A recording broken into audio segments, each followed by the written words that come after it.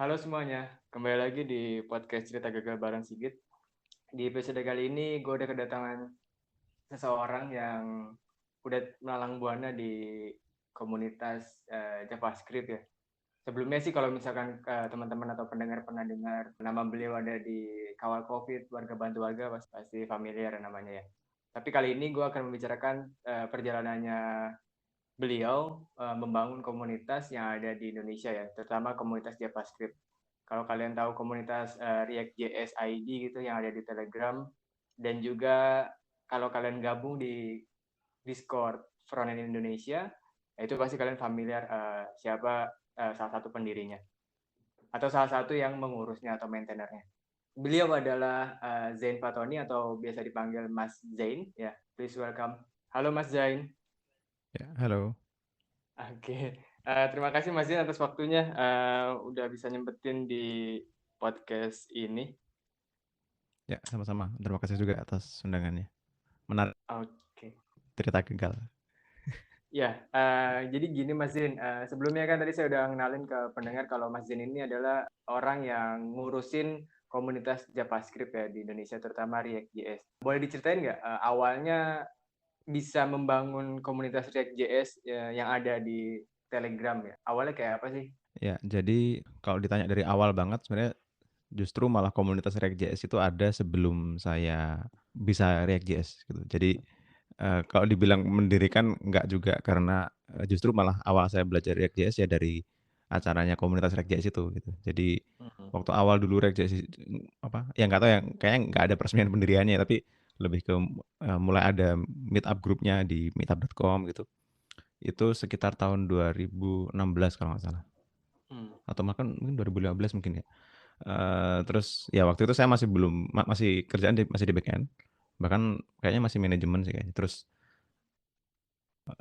teman saya tertarik ke front end gitu. Makanya saya mulai belajar. Nah, ada tuh meetup yang diadakan oleh ini komunitas React.js ini diadakannya di Jakarta tapi direkam. Entah Hmm. direkam entah live streaming ya mungkin. Yang jelas saya bisa menyaksikan dari Bandung dan waktu itu di Bandung belum ada satupun komunitas developer ya, setahu saya. Maksudnya yang komunitas developer yang khusus front end ya. Tapi kalau komunitas developer yang umum mungkin ada lah mungkin. Tapi intinya saya awal belajar React itu malah dari situ gitu. Jadi menarik sih dengar beberapa presentasi dari beberapa orang termasuk kayaknya Mas Riza Fahmi, Mhm. siapa lagi yang lain? Saya lupa. Yang saya ingat itu iya, kayak kira-kira itu. Oh iya waktu itu kalau nggak salah topiknya apakah perang sama Angular atau apa gitu lupa saya. Jadi waktu itu ya lagi rame-ramenya lah antara React.js vs Angular gitu. Oke. Nah, terus selang seiring berjalannya waktu, meet-up-nya redup grupnya. Jadi memang sudah nggak ada meet up lagi. Jadi mungkin cuma ada beberapa kali waktu itu ya beberapa pertemuan. Setelah itu nggak ada lagi. Dan bisa dibilang vakum lah komunitasnya. Lalu Hmm. mungkin vakum itu masa vakumnya kira-kira ada setahun lah kira-kira ya. Setelah itu Tapi belum ada COVID kan waktu itu ya? belum kan 2016 Jadi an vakum belum kan masih. aja karena ya udahlah, Ya takdir. emang vakum aja karena ya pendirinya pun juga banyak kesibukan termasuk kayak Mas Riza Fahmi kan dia ini kan kalau nggak salah sudah mulai aktif di Facebook Developer Circle juga gitu. Jadi Oke. ya aktif di komunitas lain walaupun ya di sana mungkin juga bahas front end tapi kan bukan hanya React gitu kan gitu. Jadi secara apa yang label komunitas apa acara yang diselenggarakan oleh komunitas React.js Indonesia di meetup.com itu nggak jalan gitu aja intinya. Terus seiring berjalannya waktu sekitar setahunan kira-kira, setahun setelah itu atau 2 tahunan ya, 2 tahun saya ingat ya. 2019 itu saya kan ngisi di JS Konfasi ya kan. Iya. Nah itu saya momen oh jadi gini, kan saya belajar front end, saya akhirnya alhamdulillah keterima di perusahaan saya sekarang, fokus di front end, terus dapat kesempatan untuk ngisi di JS Konfasi ya. Nah di sana mulai ketemu dengan teman-teman peserta dan pengisi juga sih, ada juga yang ngisi dari Indonesia. Akhirnya di sana kita meet up aja kan, kayak kita ketemu aja nggak apa kayak misal jam istirahat atau malam-malam gitu kita ketemu bareng-bareng yang orang-orang Indonesia ini yang di JS Konfasi ya gitu. Kebetulan kebanyakan memang pakainya React, jadi sama-sama tertarik lah di React gitu kan. Terus di sana ada obrolan termasuk sama Resi juga ya, sama Resi Respati Mhm. yang mungkin bisa jadi buddy saya untuk berbagai urusan perkomunitasan dan open source-an di tanah air terkait Iya. React.js. Di sana juga ada Resi, jadi kita kepikiran untuk coba kita hidupkan lagi deh gitu komunitasnya, kita adain aja meet up di Jakarta gitu. Kebetulan itu kan bulan Juli, bulan Juni JSConf-nya. Kalau nggak salah sekitar bulan Julinya atau Agustusnya kita adakan tuh meet up pertama setelah vakum ya di Jakarta. Kebetulan di sana kita bisa menghadirkan beberapa orang, termasuk salah satunya Sony Lazuardi yang bisa dibilang mungkin salah satu yang aktif waktu awal-awal ya, waktu sebelum itu masih di meetup.com. Terus di sana ada kayak semacam ya prosesi menghidupkan kembali lah gitu komunitas ini gitu kan. Akhirnya setelah ada meetup itu terus ya kita ada beberapa lagi meetup baik offline maupun online. Nah itu kan 2019 kan, pertengahan Iya. kan. Nah mendekati akhir sudah kita lebih sering ke online. Lalu awal 2020 kan pandemi tuh mulai tuh. Udah Iya. setelah itu pandemi kan semuanya online. Jadi karena semua aktivitas online, jadi kami sendiri para organizer kayak untuk mengadakan apa aktivitas yang online lagi tuh kayak udah burn out gitu, udah kecapean karena kerjaan online. Selain itu di lain sisi hampir semua acara yang lain juga seminar segala macam juga online semua gitu kan. Jadi Iya. kalau nambahin online juga kayaknya kita nggak selain nggak sempet ini juga ya terlalu sering berhadapan dengan layar kan nggak nyaman kan gitu. Iya, benar. Gitu. Sedangkan meet up itu kan kalau bisa offline lokal ya kita bisa ngobrol sama orang ketemuan nggak cuma ngomong sama layar gitu kan. Iya, betul. Itu sih salah satu yang dicari gitu. Nah, itu yang untuk meet up-nya ya. Tapi di lain sisi sebenarnya kayak komunitas yang di Telegramnya masih jalan terus gitu. Jadi ya di Telegram sih bahkan sampai sekarang masih lumayan aktif tanya jawab. Walaupun memang akhirnya kontennya tanya jawabnya itu aja atau kebanyakan topik pemula gitu. Yang mana nggak masalah sih ya, asalkan masih relevan aja dengan topik React.js gitu. Kurang lebih itu sih awal mulanya bisa sampai Oke. ikutan mengorganize gitu. Ini menarik, perjalanannya panjang banget dari awal berarti ya. Kalau boleh tahu kan Mas Zain sendiri jadi admin juga ya di sana tuh, atau nggak tahu istilahnya Ya, admin atau moderator. Itu apakah emang adminnya dilahirkan atau emang ya udah dinobatkan aja gitu pas komunitas itu kalau udah ada di Telegram? kalau di grupnya itu lagi-lagi ya karena saya sebagai pemula yang masih belajar React waktu itu kan ya waktu itu gabung aja ke grupnya kan dan bukan admin waktu waktu gabung. Sudah ada sendiri ownernya sudah ada gitu, sudah ada ownernya, udah ada adminnya. Cuman ya itu kan karena nggak ada meet up-nya terus dan saya juga lumayan aktif di situ, aktif menjawab selain aktif bertanya juga ya. Karena masih belajar kan dan menjawab beberapa pertanyaan yang saya udah bisa jawab karena ya sudah ada progres belajarnya. Jadi karena dianggap anggota yang cukup aktif, akhirnya diangkat jadi admin. Saya lupa diangkat admin dulu baru mengadakan event yang bulan Juli atau Agustus itu atau eventnya dulu baru diangkat admin, saya lupa sih. Tapi kurang lebih ya kisaran itulah waktunya gitu. Sekitar 2019-an itu. Oke. Ya menarik. Sebenarnya di sana tuh banyak juga admin yang lain, cuman salah satunya karena ada Mas Zain ya, jadi saya meminta informasi kayak, oh gimana sih ceritanya bisa jadi admin komunitas Iya. gitu gitu. Sebenarnya Menarik. kalau yang lain yang selain saya, kayaknya saya dan Resi mungkin ya itu beberapa yang awal yang admin rekrutan baru lah gitu setelah pendiri yang awal banget ya. Oh gitu Tapi, ya, ya. tapi setelah itu saya dan Resi ya kita lebih terbuka aja, maksudnya kalau ada yang kelihatan aktif ya kita jadiin admin gitu. Makanya sekarang berapa ya adminnya kayaknya ada 10 lebih deh. Ya Oke, walaupun ya dari banyak 10 ya. itu nggak semuanya juga aktif, termasuk saya juga udah jarang ngecek lagi sih karena jarang di-mention juga ada. Oke, oke. Karena yang aktif sih botnya ya, si Carik itu ya. Ada juga sih ada beberapa yang masih aktif ngejawabin sih. Iya, benar Mas. Saya juga melihat masih aktif. Terus Mas, selain React.js, Zen ini juga mendirikan atau jadi bagian dari pendiri komunitas frontend Indonesia atau yang lebih general daripada si React.js itu sendiri di Indonesia gitu ya, bareng salah satunya ada Resi gitu ya. Nah, boleh Mhm. ceritain nggak awalnya latar belakangnya kenapa sih pengen bikin frontend Indonesia gitu yang lebih general daripada sebelumnya hanya mengerucut ke si React.js itu sendiri? Ya. Jadi kalau yang front-end Indonesia itu, awal mulanya sebenarnya itu inisiatifnya Resi sebenarnya, Resi sama Angelo. Mereka apa ya, mereka, memang sering aktif di Discord ya karena, memang sekalian gaming kan, buat keperluan Oke. gaming mereka gitu kan. Dan mereka lihat tuh ada potensi Discord ini lumayan oke untuk organize conversation-nya karena di React.js Indonesia dari yang tadinya anggota cuma 1.000-an seingat saya terus sampai ke 5.000-an. Nah itu di titik itu sudah di titik angka 5.000-an itu sudah mulai susah tuh untuk mengelola, obrolannya gitu. Makanya harapannya bisa dipecah-pecah topiknya, termasuk, kadang ada obrolan juga obrolannya misalnya orang ngomongin Vue di React, orang ngomongin React di Vue misalnya. Iya, iya. Jadi, kadang apa ya, bisalah gontok-gontokan gitu-gitu kan. Iya, iya, war ya jadi berantem. Gontok-gontokan apa, fanbase gitu. Eee, kita mikir kalau ini bisa digabungin sih lebih seru kayaknya. Maksudnya bukan masalah gontok-gontokan ya, tapi lebih ke bisa saling berbagi aja gitu. Orang Vue bisa terbuka jawabin pertanyaan orang React yang penasaran dengan Vue dan sebaliknya misalnya. Orang React pun juga bisa ngejawab beberapa pertanyaan dari orang yang, baru bisanya Vue gitu kan. Mhm. Itu kan, baru antar Vue sama React, ada juga kan komunitas lainnya kayak Angular dan sebagainya. Jadi, inisiatif Resi dan Angelo itu waktu itu, mereka bikin Discord Front-end Indonesia, terus baru setup awal sih.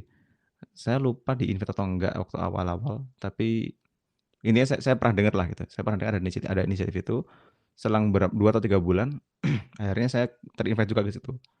Terus, "Udahlah yuk kita aktifin, kita hidupin aja," gitu kan. Terus, akhirnya waktu itu kita guide. Kebetulan ada meet up yang kompak dan Svelte kalau nggak salah, atau Angular Oke. juga mungkin ya kalau nggak salah. Nah, ya udah kebetulan aja mumpung ada momen itu kan, jadi kita kita undang aja sekalian, organizer komunitas-komunitas itu untuk masuk ke sini juga, untuk nyiapin Discord-nya, untuk undang anggotanya dan memanfaatkan, momen meet up itu sebagai ini meet up online ya, karena waktu itu sudah pandemi kayaknya. Mhm. Jadi meet up online di YouTube gitulah, live streaming. Nah itu, eee, ya akhirnya kita undang para organizer-nya, kita undang juga anggotanya, dan lumayan banyak sih yang bergabung sekarang sudah ada berapa ratus ya, kayaknya 1.000 lebih deh kayaknya. Mhm. Ser Udah campuran se banget ya dalamnya ya? Iya. Nah, cuman ya memang awal-awalnya masih aktif. Oh, sekarang udah 2.800 member. Lumayan sih Wah, dari udah sisi banyak jumlah ya? ya. Walaupun Iya, kalau iya. dibilang kalau ditanya berapa yang aktif, nah itu yang aktif paling cuman 13 sekarang yang ngomong dalam Iya, iya, satu iya. pekan gitu. Jadi sangat-sangat sedikit. Mmm, eee, ya jadi ya tapi intinya waktu itu kita kita undang aja ke situ, ada momen launching-nya akhirnya beberapa pekan awal lumayan rame. Terus ya itu aja sih, Mbak. Jadi kalau kalau ditanya peran saya di sana ngapain, lebih ke ini aja, connecting the dots aja. Jadi, inisiator awalnya sebenarnya Resident Angelo, terus saya bantu nyambung-nyambungin aja, ini ada YouTube, ada meetup live streaming-nya, saya sambungin ke situ, kita sisipin soft launching di situ gitu kan. Iya, saya ingat banget yang launching tuh Mas Zen dan Resi kalau nggak salah di meet Iya up di akhir meet up apa gitu online. Terus ini nih ada iya itu, introducing Frontend Indonesia ya gitu ya. iya, heeh. Jadi itu nggak salah pakai pakai akun YouTube-nya Vue.js kalau nggak salah itu. Oh gitu ya. Iya, jadi ya karena itu waktu itu emang penyelenggaranya, teman-teman komunitas VJS, seingat saya, Oke. gitu. Jadi ya intinya kita kita numpang lah, numpang numpang di situ lah untuk publikasinya. Terus, mmm, apalagi ya? Ya itu sih kira-kira kalau kalau ditanya peran saya, sebatas connecting the dots aja, dan cuman ya itu yang disayangkan ternyata, apa, animonya kurang sepertinya yang di Discord, karena kan sudah terlanjur ada yang grup yang di React kan, yang di Telegram kan. Iya benar. Dan saya amati sampai sekarang masih yang di Telegram masih sangat aktif di semua komunitas itu. Jadi baik React, Vue, Svelte, yang JavaScript-nya juga secara umum gitu masih masih lumayan aktif. Jadi ya bisa dibilang ini mungkin eksperimen kami yang gagal gitu. Jadi kalau tadi topik podcast-nya cerita gagal ya ini salah satu salah satu bentuk kegagalannya juga ya. Di mana kami ada inisiatif ini, asumsinya orang-orang akan lebih suka kalau ada tempat, berkumpul antar komunitas, beberapa teknologi yang berbeda. Tapi ternyata hipotesa itu masih belum terbukti berhasil. Iya. Oke, Mas. Menarik sekali nih perjalanannya.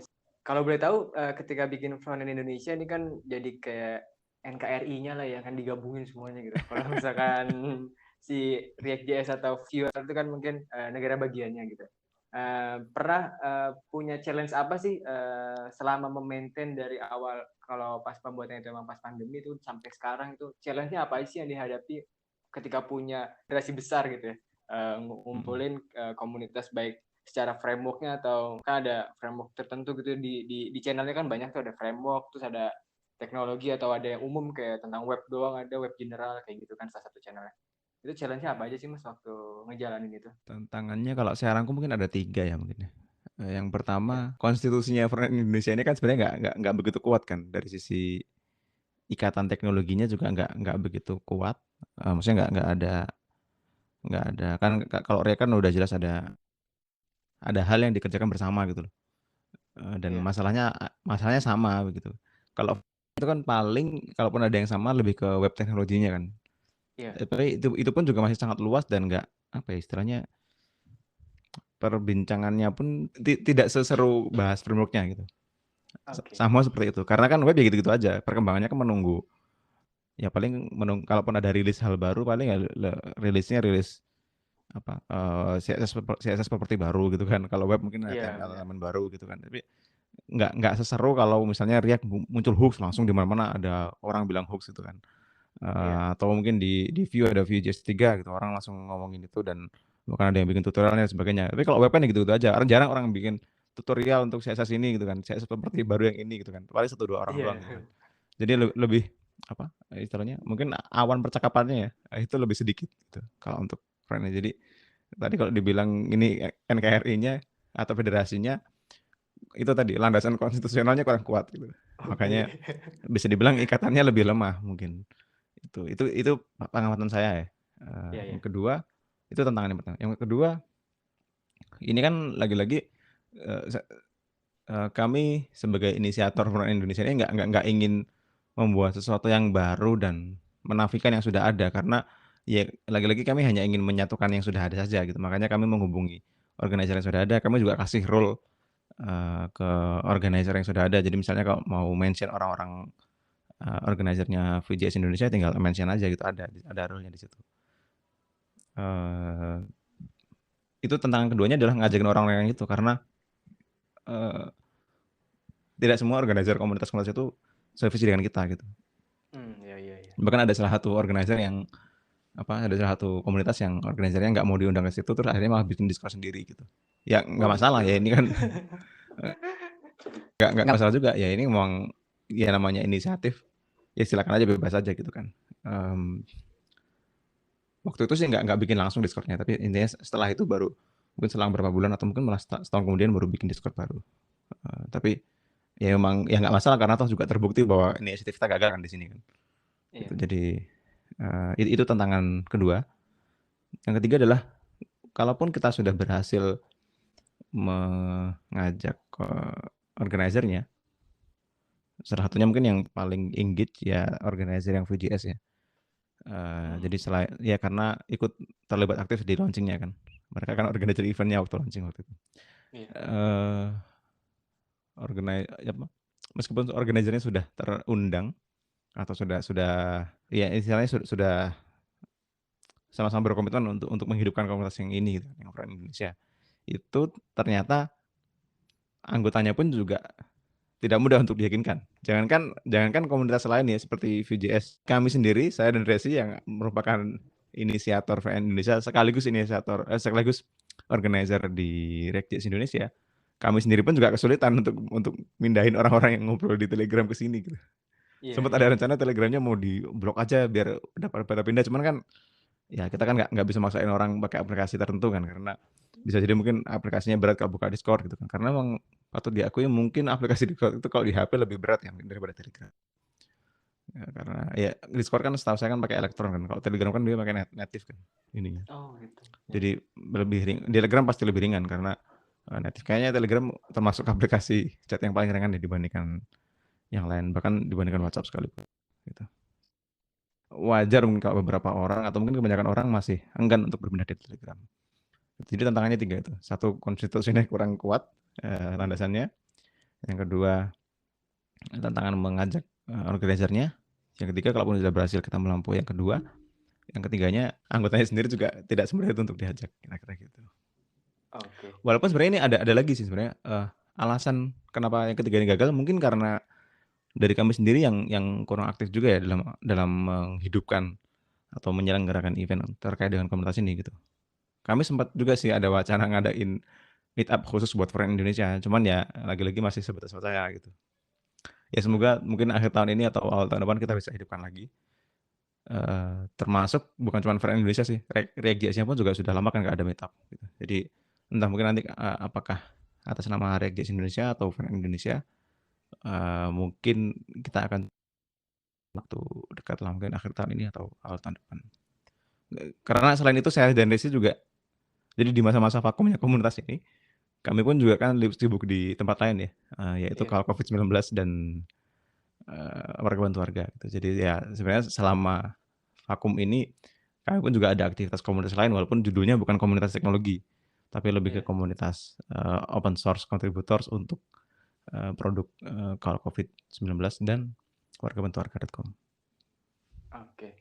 Nah Mas, kembali lagi kalau misalnya kita ngomongin ke Front Indonesia nih, Mas Zain kan pasti Mas bisa ngeliat lah dari sisi dashboard nih statistiknya kayak apa gitu. Nah kalau boleh tahu kan sebenarnya kalau sekarang framework itu ada banyak malah kalau kita perbandingin dari sisi kalau kita ngeliat ke UI di UI library gitu ya, kan nggak cuman React, Vue itu habis itu Svelte, ada lagi yang baru-baru Solid dan lain sebagainya. Tapi kan yang paling umum tuh 3 itulah ya. Apalagi di Indonesia ketenarannya mungkin masih ingatnya cuma 3 itu atau bahkan 2 lah. React dan Vue yang sering digadang-gadangkan atau sering dirame perbincangan. Svelte ya ada juga tapi emang mungkin nggak semua orang tahu. Nah kalau dari statistik sendiri emang yang paling aktif di Discord itu obrolannya tuh yang mana tuh Mas library-nya? Kalaupun ada data yang bisa di-share itu nggak akurat ya karena lagi-lagi ya kalau kita cuma bicara 13 orang yang ngomong gitu kan. Kalau dari 13, 10 ngomong React, ya masa kita bilang 80% React masih populer gitu kan. Iya. Kan dari 13 gitu. Udah aktif ya mungkin tinggal lihat aja anggota atau mungkin aktivitas di grup Telegramnya mungkin yang lebih aktif ya gitu. Makanya kalaupun saya bisa lihat datanya, menurut saya itu nggak bisa dijadikan parameter atau metrik yang tepat untuk mengukur sejauh mana popularitas framework atau teknologi tertentu. Oke, ya nggak apa-apa Mas. Terlalu sedikit soalnya data points-nya. Iya. Mengerti. Ini menarik banget tadi sebenarnya kalau misalnya kita mau bahas lagi tentang yang challenge tadi di awal. Karena saya menarik banget yang pas Mas Zain bilang kurang kuat konstitusinya. Ini kalau misalkan dibayangin negara, padahal sebenarnya nggak boleh ya. Udah jadi satu komunitas, ada komunitas baru nih bikin kayak gitu. Negara baru kan nggak boleh kan biasanya gitu kan. Iya. Bikin negara dalam negara. Nah, terkait hal itu waktu awal-awal nih Mas Zain kan tadi kan udah nyebutin mungkin challenge itu sebagai istilahnya kayak pertanda kegagalan juga. Nah di awal-awal ingat gak sih mungkin pertama kali gagal atau pertama kali kayak salah melakukan sesuatu atau ngambil tindakan pas jadi maintainer itu tuh gagalnya apa sih pas di Front Indonesia ini awal-awal ya kegagalan pertama lah bisa dibilang. Kegagalan pertama adalah kegagalan kami menyelenggarakan event resmi pertama Front Indonesia. Karena sampai saat ini kami belum pernah menyelenggarakan itu. Jadi kalaupun ada event ya satu-satunya event yang kami sebut Front Indonesia di dalamnya ya hanya event yang VJS itu pun di YouTube-nya VJS. Iya benar. VJS terus bahas tentang beberapa teknologi kan dibandingkan React, Vue dan Svelte sih saya. Lalu kami cuma nyelip di belakang gitu kan. Jadi itu satu-satunya event yang kami terlibat di dalamnya gitu. Dan selain itu nggak ada lagi event lain gitu. Jadi menurut saya kegagalan pertama milestone-nya di situ. Seandainya kami bisa berhasil mengadakan itu, mungkin nggak akan sesepi ini gitu. Atau mungkin traction-nya masih bisa dipertahankan. Cuman ya karena sudah terlanjur kosong dan ya orang mungkin entah udah lupa atau ya karena namanya komunitas kan tempat berkumpulnya orang-orang ya. Ya Iya. kalau nggak ada orang yang ngumpul, nggak ada perbincangan di sana, ya orang akan pergi gitu aja. Jadi menurut saya itu sih, apa ya, mmm, ini juga terjadi di React.js Indonesia. Jadi ketika titik di mana kita tidak menyelenggarakan event, itu akhirnya perbincangannya tidak tidak ada kemajuan dari sisi, topik maupun apa, maupun keaktifan anggotanya gitu. Jadi React.js Indonesia di Telegram memang masih rame, tapi ya Iya. perbincangannya itu aja dan menurut saya tidak ada kemajuan signifikan gitu. Makanya, mau nggak mau memang kalau ingin menghidupkan satu dari dua ini atau keduanya, kita harus rutin adakan lagi event-event semacam itu. Karena event itu bagi saya denyut nadinya komunitas gitu. Kalau nggak ada eventnya ya sebuah komunitas bisa dibilang apa, meredup gitu. Dan itulah Oke. yang terjadi di React.js waktu fase pertama pertama dulu kan. Di awal rame ada meet up, lalu nggak ada meet up lagi. Ya grupnya masih ada, saya pun juga bergabung di situ dan ngobrol apa ikutan, ngobrol di grupnya, tapi nggak ada eventnya. Jadi serasa denyut denyut nadinya itu kayak nggak ada gitu. Kalau misalkan langkahnya Mas, kira-kira kalau misalkan tadi kan mau bikin event ya, itu sebenarnya yang perlu disiapkan apa sih kan? Pasti kan ada orang-orangnya kan. Nah kadang-kadang kan beda di Indonesia sendiri mungkin masih berkiblat ke yang ada di luar gitu. Kalau di luar kan kadang-kadang oh kita membuat ini ada atau inovasi atau apa gitu ya. Nah kalau misalkan di Indonesia sendiri kalau buat nge-trigger buat bikin event itu cara atau langkahnya kayak apa sih Mas? Yang misal bisa dilakuin dan orang tuh bisa mudah terlibat gitu kayak oh ini gue jadi pengen jadi pembicara gitu atau gimana caranya supaya orang tuh juga mau untuk ikut di event itu gitu sebagai pembicara maksudnya ya lebih tepatnya. Iya, yang pertama, event itu ya baru bisa diselenggarakan kalau ada penyelenggaranya ya. Jadi Iya. itu kuncinya. Kalau kalau kita nggak bisa memastikan penyelenggaranya ada, ya nggak akan berjalan. Dan sebenarnya itulah yang terjadi di React.js Indonesia dan Frontend Indonesia karena ya kami masih terlalu sibuk dengan Hmm. dan yang kedua sebenarnya mungkin seiring dengan berjalannya kami semakin senior, tanggung jawab kami di kantor juga makin banyak, Hmm. dan ya saya sendiri pun juga akhirnya di luar kerjaan pun juga ada tanggung jawab lain semacam kalau COVID-19 dan warga bantu warga, jadi idealnya harusnya ada regenerasi gitu. Nah, Oke. lagi-lagi regenerasi ini juga nggak mudah karena salah satu cara untuk, bisa regenerasi kan kita harus kenal dulu dan biasanya kenal dulu itu karena ada event-nya dulu gitu. Lagi-lagi ini kayak lingkaran setan aja ya, kalau mau ada event harus ada organizer-nya, kalau mau ada organizer-nya harus kenalan dulu, apa, harus regenerasi gitu kan, karena kita udah terlalu tua misalnya gitu. Eee eee, Kalau mau ada regenerasi harus ada event-nya lah, itu balik lagi muter terus gitu kan. Itu terkait penyelenggaraannya. Nah, kalau saya Iya. terkait yang ngisinya sebenarnya di React.js Indonesia kami sudah ada beberapa eksperimen yang bisa memicu orang untuk mau ngisi karena, dan menurut saya itu cukup, apa, ya bisa dibilang cukup berhasil lah gitu, selama event-nya ada gitu misalnya. Karena event-nya aja yang nggak ada, jadi ya nggak ada tempatnya gimana orang mau sharing gitu kan. Tapi kalau sebatas memotivasi orang untuk sharing sebenarnya selama ada event-nya dan kita terbuka untuk topik-topik yang pemula, Hmm. orang akan lebih terbuka kok untuk bisa mencoba pertama kali sharing misalnya gitu. Bahkan waktu itu saya juga sempat itu dengan beberapa teman organisasi React.js Indonesia mengadakan semacam bimbingan gitulah untuk, apa, bimbingan untuk ngisi, event-nya gitu. Waktu React.js Indonesia ada beberapa event meetup yang online. Hmm.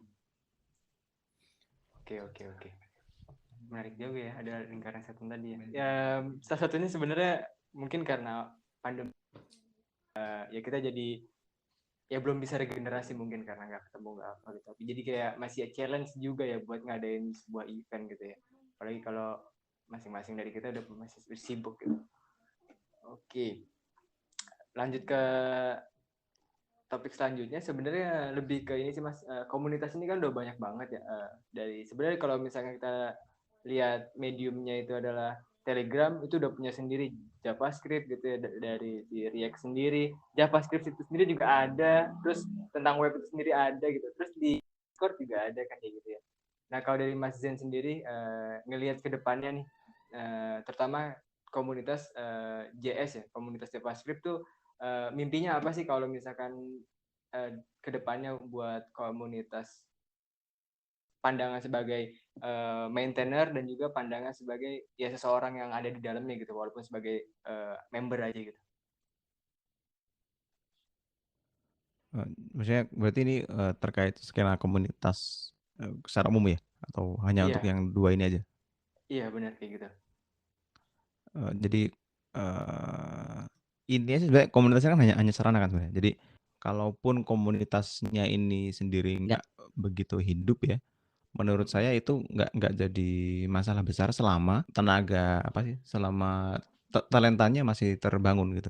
Nah, walaupun memang yang disayangkan adalah talenta yang ingin belajar React jadinya terhambat mungkin karena yang ada hanya media diskusi grup aja, nggak ada event-event yang bisa memicu atau memberikan mereka apa, tambahan wawasan baru gitu untuk hal-hal yang di luar yang belum mereka ketahui gitu kan. Jadi, komunitas ini saya memandang komunitas ini hanya alat bantu untuk bisa membuat, tujuan kita tercapai dan dalam hal ini menurut saya tujuan besarnya adalah, untuk bisa membuat talenta-talenta Indonesia itu bisa setara dengan talenta luar di bidang teknologi gitu. Intinya sih itu.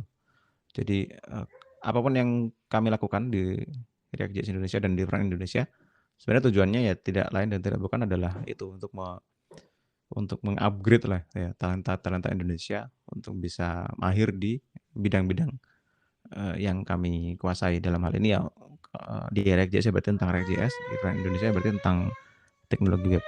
Oke Mas, visinya bagus banget nih. Berarti ya talentanya supaya jadi sama ya antara Indonesia dan luar. Ya, makanya, bagi saya dan vakumnya Front Indonesia itu tidak jadi masalah besar, karena saya sendiri juga masih aktif di kawal Covid-19 dan warga bantu warga ya, dan waktu lagi aktif-aktifnya, itu kan di sana juga banyak talenta yang terlibat di dalamnya. Dan justru malah di sana ada banyak pemula yang baru belajar dan kami juga bimbing secara langsung untuk melakukan beberapa hal yang belum pernah mereka lakukan sebelumnya gitu. Jadi menurut saya kalau Covid-19 dan warga bantu warga itu jadi salah satu, sarana juga untuk bisa meng-upgrade, talenta teknologi di Indonesia. Walaupun Iya. sekarang lagi-lagi karena kalau Covid-19 sudah lumayan vakum, teknologinya ya, pengembangan website-nya, terus warga bantu warga juga sudah mulai vakum walaupun ada 1, 2 tugas, yang masih tersisa. Ya karena keduanya itu sudah vakum jadi mungkin ini makanya tadi saya bilang kenapa kok saya kepikiran untuk, mulai menghidupkan lagi, React.js Indonesia dan Front Indonesia itu karena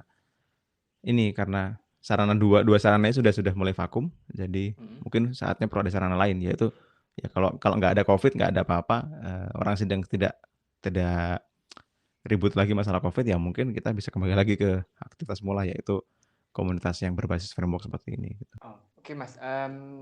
Tadi Mas Zain juga bilang kayak rencananya kan pengen bikin event nih sebenarnya kalau misalkan emang nanti bisa terselenggara.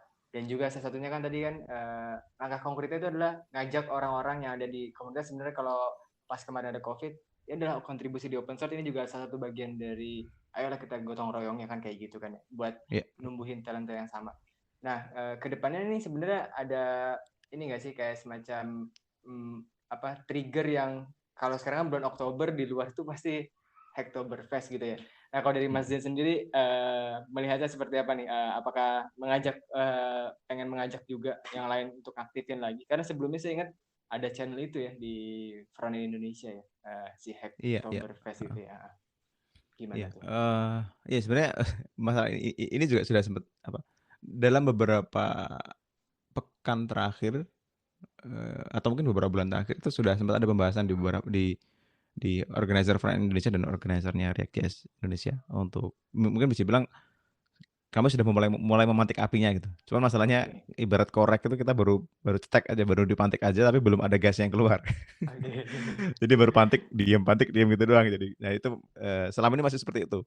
Termasuk ya Oktoberfest ini, September kita pantik, ternyata nggak jalan, ini Oktober udah jalan kan gitu. Iya, Akhirnya iya sekarang benar. kalaupun ada Oktoberfest ya paling di Warga Bantu Warga itu ada saya bikin tadi malam, Hmm. dan itu kebetulan Mas Irfan Maulana salah satu, aktivis juga ya di React.js Indonesia dan Vue.js Indonesia. Hmm. Beliau, nambahin tuh kan kalau Oktoberfest kan kalau ngerjain dapat kaos dari Digital Ocean ya. Nah ini Iya Mas benar. Irfan yang ngasih kaosnya gitu. Jadi kalau kontribusi di Warga Bantu Warga untuk isu yang itu dan kalau kodenya bagus menurut Mas Irfan, itu akan dapat kaos dari Mas Irfan gitu. Nah itu menarik juga sebenarnya, tapi itu bukan atas nama React.js Indonesia atau Front Indonesia. Jadi, bisa dibilang aktivitas Oktoberfest-nya malah dari luar itu gitu. Itu kalau mengkaitkan kan saya berusaha mengkaitkan dengan momen di luar, tapi kalau, Iya. mmm, tenaga tenaga kerja atau bahan bakar internalnya kurang, ya akhirnya cuma jadi pemantik aja.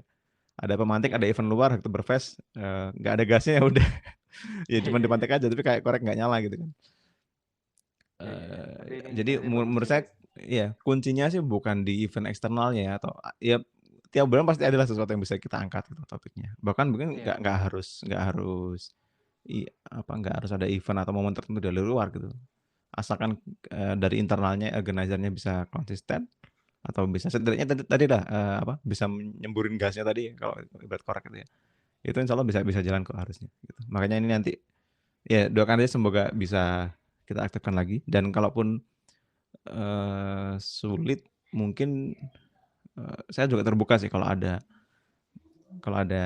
developer baru di luar sana yang belum tergabung ke organizer-nya dan tertarik untuk, ikut menggerakkan, baik di Front Indonesia maupun React.js Indonesia, Hmm. silakan kontak kontak saya aja langsung, mungkin mention saya di grup atau mungkin japri juga boleh, kalau tertarik untuk terlibat di upaya-upaya dalam menghidupkan kembali, denyutnya di komunitas ini yaitu Meetup online.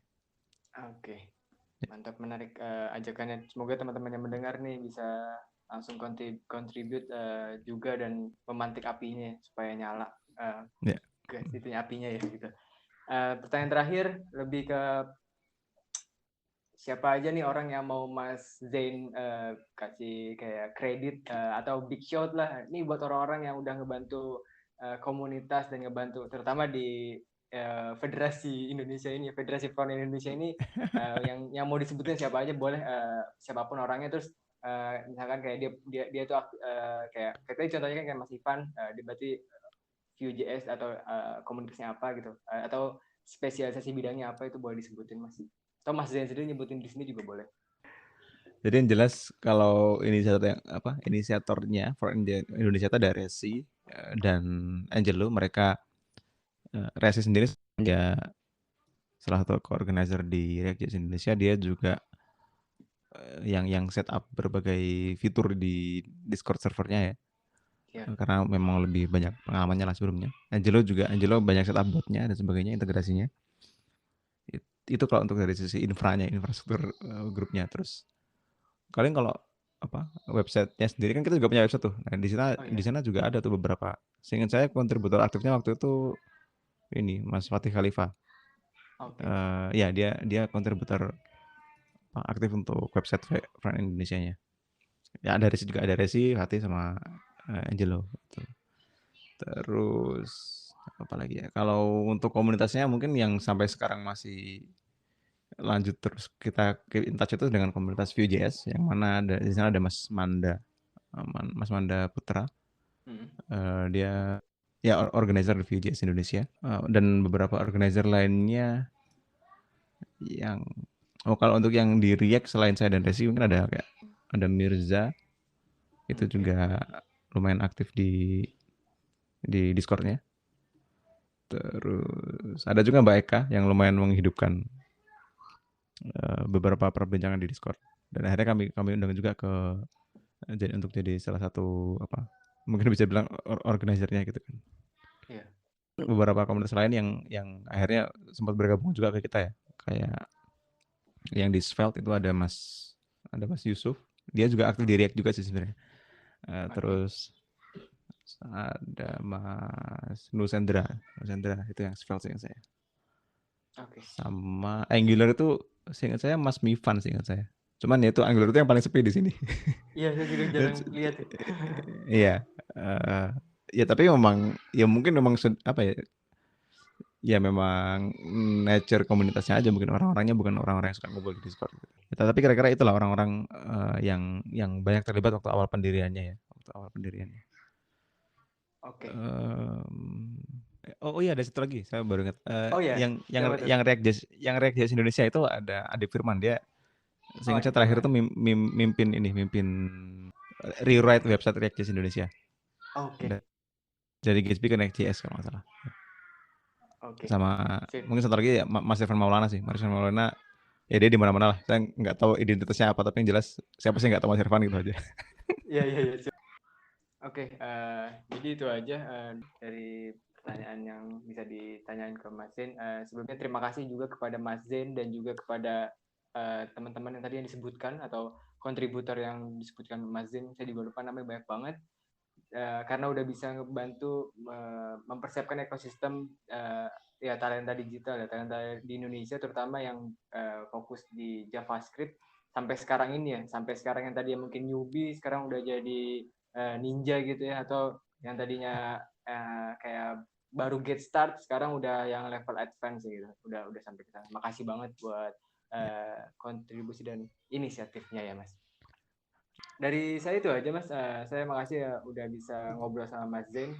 Thank you Mas Zain. Oke, terima kasih buat pendengar yang udah dengerin cerita gagal bareng Sigit episode kali ini.